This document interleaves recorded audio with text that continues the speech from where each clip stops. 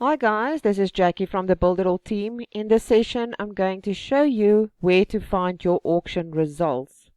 You're going to go to your site where you created your auction. This is already an auction that has happened.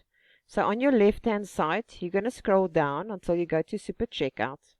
It's going to open up Super Checkout like this. And then again on the left-hand side, if you scroll down, you will see your different products right here. You're going to click on My Auctions.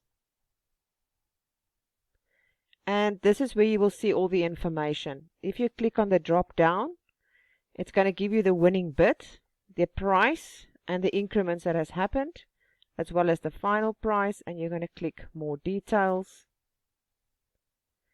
And it will also give you exactly the times and all the bids that has been taken place. And that is where you would find your information for your auction.